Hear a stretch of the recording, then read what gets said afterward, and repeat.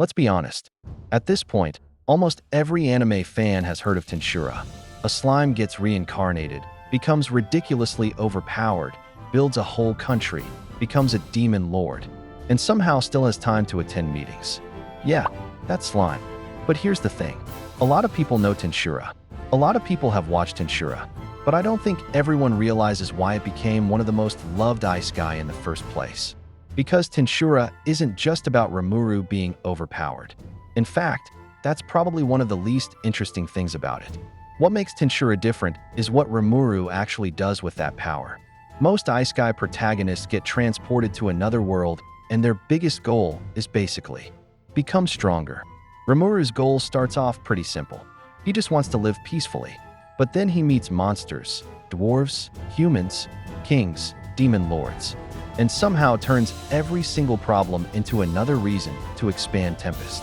Bro went from, I just want a peaceful life, to, alright, let's establish diplomatic relations with 3 different nations. At this point, Rimuru isn't even an adventurer. He's a full-time politician with cheat codes. And that's what makes the world of Tensura so interesting. The story doesn't only focus on Rimuru. You get different races, different nations, different cultures, different factions, and characters with their own goals. And Tempest actually feels like it's growing. You don't just get told, yeah, this is a powerful kingdom now. You actually watch it develop. First, it's basically a small settlement. Then more people arrive. Then buildings are constructed. Then trade starts. Then alliances are formed. And eventually you're sitting there thinking, wait a minute, when did Rimuru become a head of state? And the characters are another huge reason Tensura works. You've got Benimaru, who's basically the cool older brother of the entire army. Shion, whose solution to most problems seems to be, have you considered hitting it really hard? And then there's Diablo. Diablo doesn't even feel like a subordinate. He feels like the final boss who decided to become Rimuru's biggest fan. Rimuru can literally give him a normal order. And Diablo somehow turns it into a religious experience. And then there's the power system. Tensura gets absolutely ridiculous with its abilities.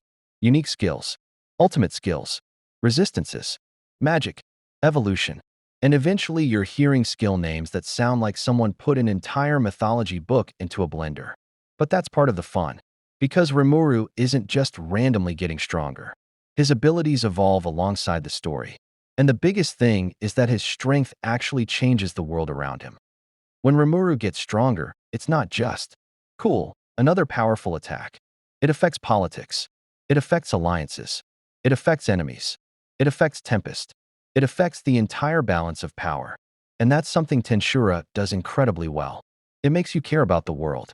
You don't just want to know what happens to Rimuru. You want to know what happens to Tempest. You want to know what happens to his friends. You want to see what happens when another nation makes the incredibly intelligent decision of messing with Rimuru's people. And that's when Tensura becomes especially satisfying.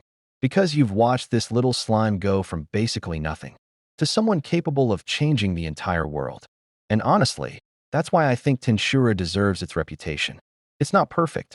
The pacing can sometimes feel like Rimuru opened a government office and forgot to close it.